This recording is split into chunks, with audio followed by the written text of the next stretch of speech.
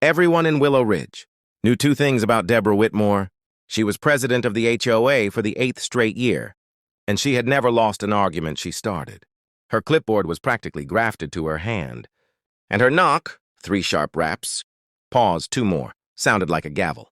When she appeared on your porch, the air itself seemed to straighten its tie. I met her the day I moved in, 3 years ago, wearing cut-off overalls and hauling beehives off a flatbed. She took one look at the white boxes, the veiled hat on my dashboard, and the hand-painted sign that read Black Hollow Honey, and her lips disappeared into a line so thin you could slice bread with it. Beekeeping is not permitted under Section 14C of the Covenants, she announced, as if reading from stone tablets. I smiled the way you do when you already know the ending. Actually, Deborah, the state of Tennessee passed the Beekeeper Protection Act 2 years ago. Local ordinances can't override it. I checked.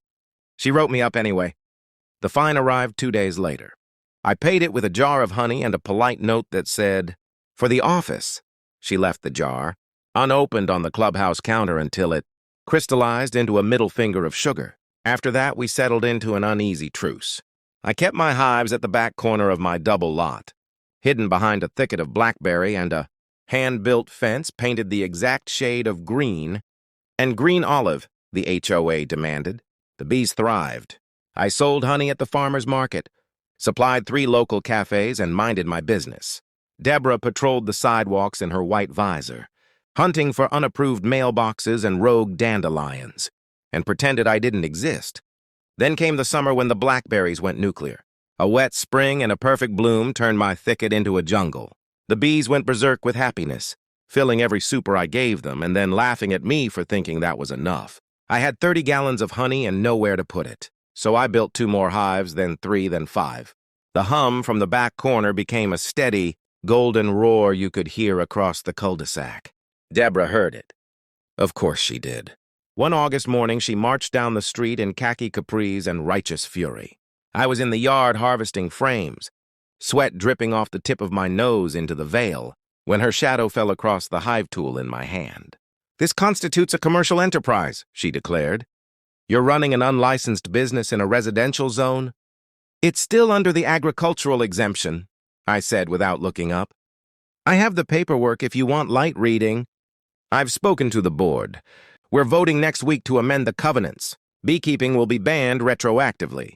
You'll have 30 days to remove the hives." I finally met her eyes. "You can't amend state law, Deborah." Her smile was small and sharp. "Watch me." The vote never happened. 3 nights later, at 2:13 a.m., my phone exploded, with texts from the neighborhood, group chat I'd been kicked out of. Months ago, someone had added me back just to watch the chaos. Security cameras up and down the street showed the same thing. 3 black bears, fat and glossy from summer berries, waddling through yards like they owned the place. They ignored every lawn but 2.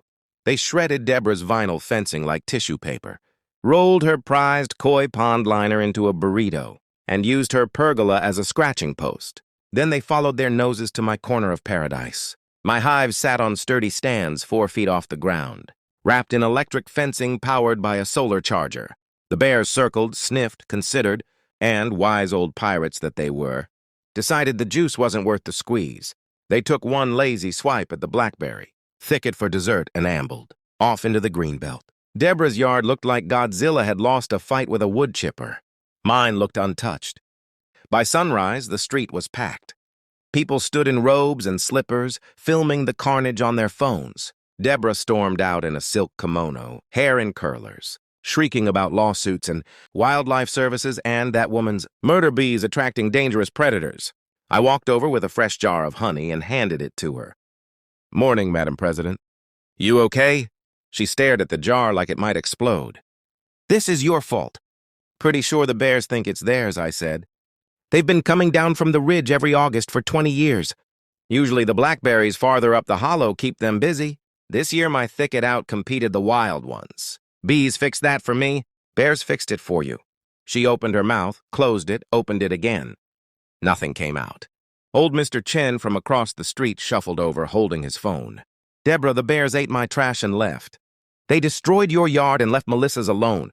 You sure you want to keep pushing this bee thing?" Someone laughed. Then someone else.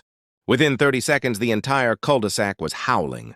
Deborah's face went the color of supermarket tomatoes. That afternoon, the board held an emergency meeting. They voted 6-0 to table the covenant amendment, pending further study of local wildlife patterns. Translation: they weren't touching my hives with a 10-foot pole as long as the bears were willing to enforce the peace. 2 weeks later, Deborah put her house on the market.